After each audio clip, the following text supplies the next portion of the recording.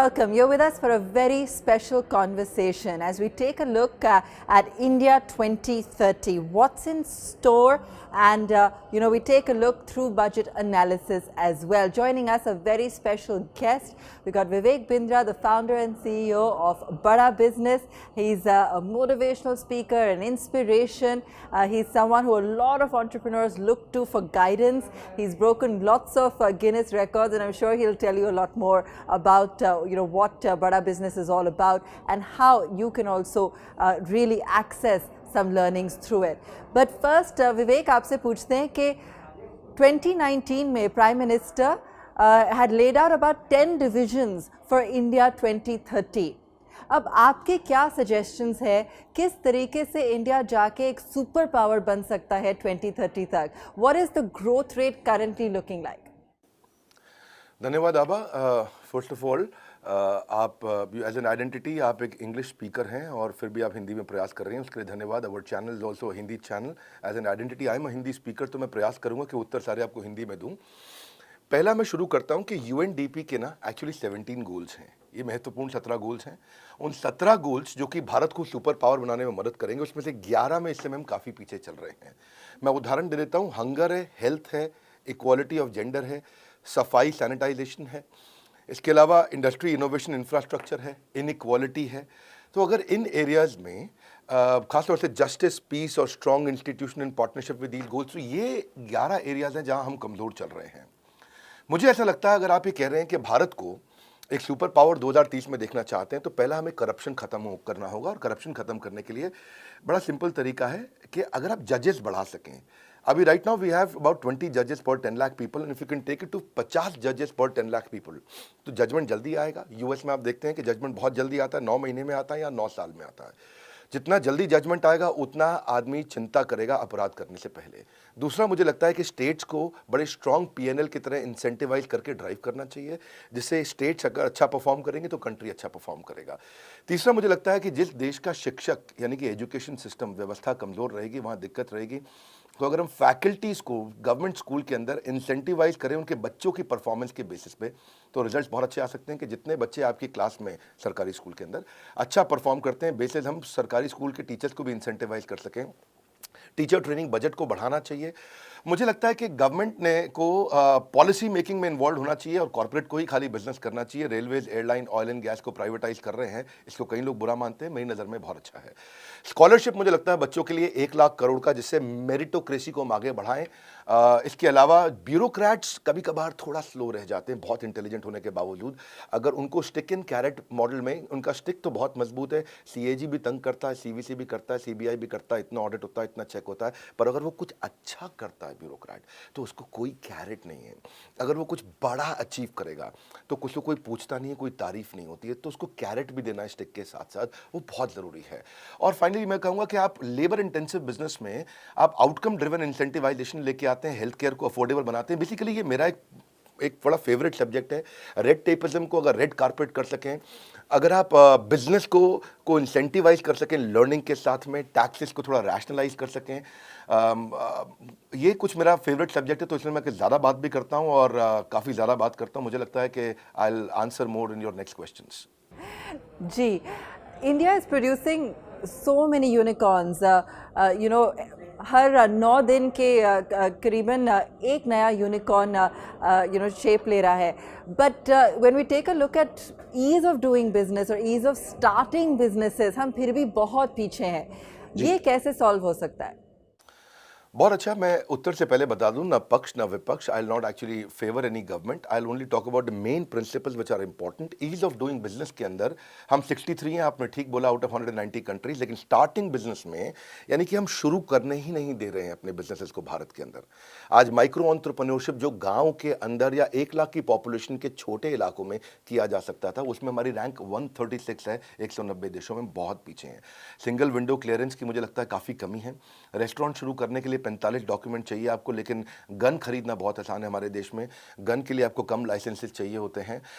Taxes भी इस समय लोग नहीं पे कर रहे हैं। 115 रैंक आ रही है 190 देशों के बीच में। और सबसे ज़्यादा बुरा जो मुझे हमेशा लगता है वो है एनफोर्सिंग कॉन्ट्रैक्ट, यानी कि ईमानदारी, यानी कि कॉन्ट्रैक्ट किया है तो उसको पूरा किया जाए, जो वचन दिया उसको निभाया जाए। उस मामले में प्राइवेट कंपनीज भी बहुत पीछे रह गई हैं। इंडिया जो है इसमें काफ़ी पीछे देखा जा रहा है। तो ये अगर आपको चाहिए कि हम स्टार्टअप्स को इम्प्रूव करें तो पहले ये समझते हैं कि ये देखो, आदमी वहीं फोकस करता है जहां पे उसको लगता है कि रिजल्ट आएगा, और स्टार्टअप्स में रिजल्ट आ रहा है। ऑलरेडी बहुत अच्छा रिजल्ट आ रहा है। India is the third largest ecosystem. 60,000 हमारे देश में स्टार्टअप्स हो चुके हैं और $42 बिलियन पिछले साल के मुकाबले, जो कि $11 बिलियन था, इस साल हमने $42 बिलियन हमने रेज किया है। नियरली 4 टाइम्स, 4 गुना ज़्यादा फंड रेज किया है। 46 यूनिकॉर्न नए ऐड हो गए हैं, यानी कि 90 यूनिकॉर्न है। हर 9 दिन में एक यूनिकॉर्न बन रहा है। पर जो टैक्स हॉलिडे सरकार ने दिया, मुझे लगता है वो कमज़ोर है। जो टैक्स हॉलिडे सरकार ने एक्सटेंड किया, मुझे लगता है कि क्योंकि जो स्टार्टअप है वो पहले तो लॉस में ही रहता है। आपने 3 साल का उसको टैक्स का बेनिफिट दिया, 3 साल बाद वो प्रॉफिट में आता है, टैक्स ले लेते हो। तो अगर उसको एक्सटेंड कर सकें, दुबई में टैक्स हॉलिडे 50 साल का है, एटलीस्ट इसको 5 साल एक्सटेंड किया जाना चाहिए था, उससे बेनिफिट होता। अब इन्वेस्टर स्टार्टअप में उसको भी कुछ फायदा मिलना चाहिए। इन्वेस्टर अगर बॉम्बे स्टॉक एक्सचेंज में कहीं जाकर के वहां इन्वेस्ट कर रहा है तो उसको लॉन्ग टर्म गेन पे यहाँ पे 10% का टैक्स है और स्टार्टअप इकोसिस्टम में 20% है। मुझे लगता है इसको रैशनलाइज करना चाहिए। सिंगापुर में जीरो कैपिटल गेन पे टैक्स है, इसीलिए सिंगापुर कई जगहों में बहुत अच्छा है हमसे। मुझे ऐसा लगता है इससे ज़्यादा इन्वेस्टर्स हम ला सकेंगे। इंक्यूबेटर एक्सेलरेटर, इसके लिए दिल्ली सरकार ने अभी कुछ काम करना शुरू किया, भारत सरकार ने किया, पर बहुत ज़रूरत है। 2400 एक्सेलरेटर्स इस समय चाइना के पास है, इंक्यूबेटर हैं, 1500 अमेरिका के पास है, भारत के पास केवल 300 है। तो यंग पॉपुलेशन है, इसके लिए काम करना चाहिए। हमारे को ज़्यादा इकोसिस्टम को मजबूत करना चाहिए, जिससे ये बेनिफिट मिल सकता है। और हमने भी इस पे काफ़ी काम किया है। अब if you allow and if I may I can add what we have done. हमने बड़ा बिजनेस का कम्युनिटी बना दिया है। आप देखते हैं कि फेसबुक है फ्रेंड्स फैमिली के लिए, इंस्टाग्राम है पिक्चर शेयर करने के लिए, यूट्यूब है, लिंक्डइन जॉब्स के लिए है, ट्विटर इस समय पॉलिटिकल सोशल ओपिनियन के लिए है, लेकिन एंटरप्रेन्योर्स के लिए कोई कम्युनिटी नहीं है। सिलिकॉन वैली से कम्युनिटीज इंडिया आई है, इस बार पहली बार भारत से कम्युनिटी पूरी दुनिया जा रही है। हमने एक फेसबुक, एक लिंक्डइन बना दिया है एंटरप्रेन्योर्स के लिए। हमारी बड़ा बिजनेस ऐप, जो नई ऐप हमने अभी लॉन्च किया है 1 महीना पहले, उसको लोग डाउनलोड कर रहे हैं। और मैं अपने व्यूअर्स को भी कहूँगा, आप ऐप डाउनलोड करिए। हमने एक ऐसा कम्युनिटी बनाया जहाँ businessman, entrepreneur, investor, startup, professors जो मैनेजमेंट के हैं, content creator, MSME, SME, solopreneur, entrepreneur, subject matter expert, यही लोग मिलते हैं। और इनको हम लोग, इनका रेपुटेशन, इनका रेवेन्यू, इनका रिलेशनशिप हम बढ़ा रहे हैं। और क्योंकि रेलेवेंट ऑडियंस नहीं थी एंटरप्रेन्योर के लिए कोई, फेसबुक में सब फ्रेंड्स एंड फैमिली थे। कोई लोकल लैंग्वेज में लीड जनरेट करना है, उनको बिजनेस को बड़ा करना है, उसके लिए कोई सपोर्ट नहीं था। तो हमने ऐसा एक कम्युनिटी बनाया और यहाँ पे मुझे लगता है कि लोगों के 1 लाख फॉलोअर पहले 100 दिन में बन जाते हैं। लोग बहुत तेज ग्रो कर रहे हैं। ये हमने एक फ्री कम्युनिटी है बेसिकली, जैसे फेसबुक करता है, जैसे लिंक्डइन काम करता है, ऐसे ही हमने बड़ा बिजनेस ऐप बना दिया है। तो यहाँ पे आप आके management, investing, technology, manufacturing, motivation, HR, legal, strategy, execution, सब कुछ सीख सकते हैं। यहाँ पे आकर के लोग काफ़ी कंटेंट बना रहे हैं, डाल रहे हैं यहाँ पे, और लोगों को बेनिफिट मिल रहा है। विवेक जी, बजट के दौरान ऐसे कैसे चेंजेस आ सकते हैं जो हमको इन सारी चीज़ों की तरफ और बढ़ा सके? You know, it's said that MSMEs are the backbone of the country. Has the budget or any of the initiatives that have been mentioned suggested that they can strengthen the MSME infrastructure? MSME infrastructure के लिए thank you very much for this question, is very important, क्योंकि backbone है। आपने जैसा बताया अभी आभा जी, 2 लाख करोड़ का इस समय एलोकेशन किया गया है कोलैटरल फ्री लोन के लिए। Emergency credit line guarantee scheme है, उसको भी 50,000 करोड़ का एक्सपेंशन मिला है, 2023 तक किया गया है। ये देखने में अच्छा है, लेकिन प्रोवाइडेड अगर ये लोन लोगों को मिल सके। बैंक इस समय लोन दे नहीं रहा। आपकी 59 मिनट्स की भी स्कीम है। ओवरऑल अगर आप इकोसिस्टम को समझें, क्योंकि आपने एमएसएमई की बात किया है, तो मैं ये बताना चाहूँगा कि 3.5 करोड़ एमएसएमई हैं चाइना के अंदर और हमारे पास 7 करोड़ एमएसएमईज हैं। हम उनसे डबल हैं, लेकिन उनका कंट्रीब्यूशन जीडीपी पर 60% है और हमारा 30% है, यानी कि हम हाफ हैं कंट्रीब्यूशन के मामले में। इसको टोटल देखेंगे ध्यान से तो ये 1/4 हो जाता है। आज अगर आप देखोगे 18,000 एमएसएमई हर दिन चाइना में शुरू हो रहे हैं, हमारे देश में 1 ही 1000 शुरू हो पा रहे हैं। कहाँ 18,000 पर डे, कहाँ 1,000 एमएसएमई पर डे। तो इकोसिस्टम में बहुत डिफरेंस है। मुझे लगता है कि रजिस्ट्रेशन बढ़ाना चाहिए। 13 करोड़ हैं, 13 करोड़ में से 6.5 करोड़ रजिस्टर्ड हैं, बाकी रजिस्टर्ड नहीं, कच्चे में बिजनेस कर रहे हैं। साधारण भाषा में बोलूं मैं, इनफॉर्मल मार्केट जिसको हम कहते हैं अंग्रेजी में। और इनफॉर्मल मार्केट में उस बेचारे को लोन भी जो है 24%, 36% पे मिलता है। अगर सरकार रजिस्ट्रेशन कराए तो 7%, 9% पे उसको लोन मिल जाएगा। गवर्नमेंट को जीएसटी भी मिलता मिलता है, टैक्सेस मिलते हैं, गवर्नमेंट कितना ग्रो करता है। मुझे लगता है स्कूल, खाली पड़ी बिल्डिंग्स को इस्तेमाल करना चाहिए local hub and spoke model में। एमएसएमई की अगर आप बात करते हैं तो मुझे लगता है कि कैपेसिटी डेवलपमेंट पे अगर एंटरप्रेन्योर्स के साथ काम करें और कंपलसरी कर दें एक एमएसएमई की एजुकेशन को और उसको पीएलआई दे दें उसके लिए। जैसे सर्व शिक्षा अभियान है, उसमें मिड डे मील एक इंसेंटिव है कि गरीब बच्चा आता है उसको मिड डे मील फ्री खाना मिलता है, वो पढ़ता है नगर निगम बाल माध्यमिक विद्यालय। ऐसे ही अगर एमएसएमई को भी अगर आपने एजुकेशन को इंसेंटिव कर दिया, वहां पर इंसेंटिवाइजेशन कर दिया, वो सीख गया तो वो टैक्स भी देगा, डिफॉल्ट भी नहीं करेगा, लोन सारे चुकाए जाएंगे और गवर्नमेंट के लिए ग्रोथ है। तीसरा, मैं इसमें 5 सुझाव दूंगा आपको। तीसरा सुझाव जो मुझे लगता है कि जो मैंने बताया डिस्प्यूट रेजोल्यूशन, यहाँ पे बहुत सारे केसेस हो जाते हैं, लोग पैसा नहीं लौटाते हैं। इसमें तो हम Pakistan, Nepal, Iraq, Zambia, Vietnam, Mexico, इनसे भी पीछे चल रहे हैं, 163वीं रैंक पे हैं। उसके लिए एमएसएमई रिकवरी नहीं कर पा रहे। एमएसएमई समाधान योजना देश में हमारी सरकार ने लागू तो किया है, पर वो लगभग फेलियर के नज़दीक मैं उसको मानता हूँ। 1 लाख केस आता है तो उसमें 10,000 सेटल होता है, 90,000 सेटल नहीं हो पाता है, 30,000 तो रिव्यू में रह जाता है। तो किसी प्रकार से अगर हम लोग ऐसा कर सकें कि कुछ कॉरपोरेट लॉ के अराउंड हम लोग और काम कर सकें और नंबर ऑफ जजेस अगर हम और बढ़ा सकें इस एरिया में, और वो किस चीज़ के लिए, मुझे लगता है कि ऑल्टरनेट डिस्प्यूट रेजोल्यूशन मैकेनिज्म आ जाए हमारे लीगल सिस्टम में तो काफ़ी बेनिफिट मिल जाएगा। और एक क्लस्टर डेवलपमेंट पे अगर आप ध्यान दें, क्लस्टर डेवलपमेंट पे इस साल काम भी हुआ है, बात भी किया गया है, क्योंकि देखिए cluster one station one product जो इस बार निर्मला सीतारमण जी ने लॉन्च किया, मुझे उसके लिए काफ़ी खुशी है। मेरी एक्सपेक्टेशन भी इसमें कुछ पूरी हुई है। चाइना में 100 से ज़्यादा ऐसे स्पेसिफिक जोन है, फर्नीचर का शहर, कपड़ों का शहर, मोबाइल का शहर, बिजली का शहर, टॉयज़ का शहर, टाइल्स का शहर। भारत में इसकी बहुत ज़रूरत है और अगर ये हो जाए, एक ही जगह पर बिजनेस होगा तो लॉजिस्टिक्स का खर्चा बचेगा, फॉरेन करेंसी आएगा, बाहर से विदेश से आते हैं। Yes, it'll lead to lots of benefits. आप स्टार्टअप गुरु का अवतार भी लेते हैं spot funding show horses table पे। ऐसे प्लेटफॉर्म कैसे चेंज कर सकते हैं बिजनेसेस का फ्यूचर? फंडिंग इज अ की प्रॉब्लम फेस्ड बाय स्टार्टअप, जैसे सबको पता ही है। हाँ, हमने एक हॉर्सेस टेबल एक प्रोग्राम लॉन्च किया है और वो हमारे चैनल पे और जीएनटी पे आता है, हॉर्सेस टेबल। उसकी हमने 23 एपिसोड डाले हैं, आखिरी एपिसोड अभी खत्म हुआ है। फंड रेजिंग के लिए ये on the spot reality funding show हमने लॉन्च किया। 23 एपिसोड्स में हमने करोड़ों रुपए का फंड एक स्टार्टअप को दिया। I think that's a deal. That sounds It's- great. Are you okay with 80 crores? ठीक है, we'll go ahead with that. 6 और 7 करोड़ की इन्वेस्टमेंट के साथ ये बन गई है इंडिया की सबसे बड़ी स्पॉट फंडिंग इन्वेस्टमेंट। सोचो आप, सिंपल भाषा में एक आम आदमी को ये लगता है कि मेरे को आइडिया देके पैसा मिल सकता है, कितनी बड़ी बात है। So we are creating that hope. हम लोग भांग से प्रोडक्ट्स बनाते हैं। We manufacture charcoal briquette. हमारे मास में एक एक्सियल फैन यूनिट है। हम लोग गधी के दूध से ब्यूटी प्रोडक्ट्स बनाते हैं। सुनील शेट्टी जो बॉलीवुड के एक्टर है, उनका production company TV today network और बड़ा बिजनेस, इन तीनों की पार्टनरशिप में हमने इसको लॉन्च किया। हॉर्सेस टेबल, जो जीता वही सिकंदर, भारत का सबसे बड़ा रियलिटी फंडिंग शो।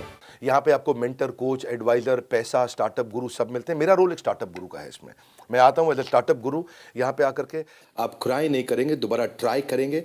आप स्ट्रांगली मेंटल होने की जगह जहाँ हो जाते हैं लोग, आप मेंटली स्ट्रांग हो जाएंगे।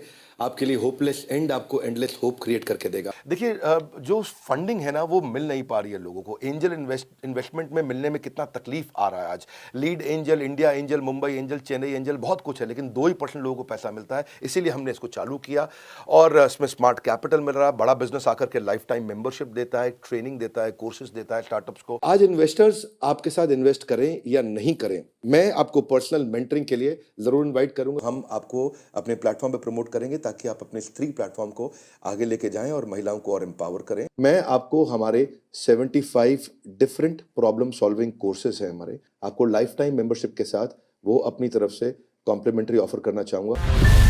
तो ये हमने काफ़ी काम किया इसके अराउंड और आई थिंक वो लोगों ने वीडियोस को बहुत पसंद किया। मैं व्यूअर्स को बोलूँगा कि 23 एपिसोड हैं, इनमें कुछ एपिसोड्स तो बहुत इंस्पिरेशनल है, आप जाके देखना चाहिए। आप जीएनटी पे या हमारे चैनल पे देख सकते हैं। एक बहुत करेज मिलता है और सीरियस प्रोग्राम है। मतलब ऐसा नहीं है कि हमने इसको बड़ा एक बिग बॉस टाइप हो हल्ला किया है। एक सीरियस कॉन्टेंट हमने यहाँ आकर के बिल्ड किया है कि जिसमें आप देखें कि एक एक्चुअली क्या आज स्टार्टअप को पता चल जाता है कि इन्वेस्टर्स कैसे बिहेव करेगा और इन्वेस्टर से मुझे मांगना क्या है, इक्विटी देनी कैसे है। ऑल राइट एंड आखिरी में मैं आपसे ये भी पूछना चाहूँगी कि जॉब क्रिएशन सबके माइंड पे है, सबसे इम्पोर्टेंट है। आपको लगता है कि बजट ने इस बार इसको ठीक से एड्रेस किया है? आगे जाके हमारे कंट्री पे इम्पैक्ट क्या हो सकता है, ग्रोथ पे क्या हो सकता है? और आप बड़ा बिजनेस पे भी इतना सब कुछ करते हैं एंटरप्रेन्योरशिप के लिए, स्किलिंग के लिए, तो कैसे ये सब चीज़ें आगे जाके और आगे बढ़ के इकोसिस्टम को इम्प्रूव कर सकती हैं? दो प्रश्न हैं आपके। एक, गवर्नमेंट ने क्या किया इस बार जॉब क्रिएशन के लिए, दूसरा बड़ा बिजनेस क्या करता है। पहले मैं गवर्नमेंट का बता देता हूं। गवर्नमेंट जॉब क्रिएशन के लिए अपस्किलिंग, रीस्किलिंग बहुत कर रहा है। 3000 करोड़ रुपए इन्वेस्ट करता है, लेकिन केवल 2% स्किल्ड लेबर है। इसका मतलब क्या हुआ? चाइना में 30% स्किल्ड है, इंडिया में 2% है। इसका अर्थ क्या हुआ? इसका अर्थ यह हुआ कि हमारे प्रोग्राम्स इफेक्टिव नहीं है। तभी आप देखते हैं कि टिम कुक आके पब्लिकली स्टेटमेंट देते हैं कि क्राफ्ट्समैनशिप और सोफिस्टिकेशन लेबर की मुझे चाइना में मिलती है, इसलिए मैं चाइना में ही काम करना चाहता हूँ, वहाँ फैक्ट्री लगाना चाहता हूँ। तो यहाँ पे जो है ना, इफेक्टिव नहीं है हमारा प्रोग्राम। इफेक्टिव अगर उसे करना है तो आपको रिफॉर्म लेके आना है, पैच वर्क नहीं। और रिफॉर्म के लिए आपको ईज ऑफ डूइंग बिजनेस पे काम करना चाहिए। ईज ऑफ डूइंग बिजनेस के लिए मैं अगर क्विक आपको 7-8 आइडियाज दे सकूं, पहला, रजिस्ट्रेशन को तेज करना चाहिए। दूसरा, बिना बात के रेगुलेशन से उनको हटाना चाहिए। तीसरा, जैसे आधार है ऐसे ही बिजनेस का यूनिक एंटरप्राइज नंबर होना चाहिए। अगर बिजनेस का यूनिक एंटरप्राइज नंबर होगा तो ये नहीं कि अभी जीएसटी लेके आ, अभी पैन नंबर, अभी ये नंबर, अभी वो नंबर, अभी ऐसा नंबर, एक नंबर सारा काम हो जाए। अब मैं इसके बाद बोलूंगा कि कमर्शियल कोर्ट ले आएं। कमर्शियल कोर्ट्स आ जाते हैं तो डिस्प्यूट फटाफट खत्म होते हैं, ज़्यादा बढ़ने चाहिए।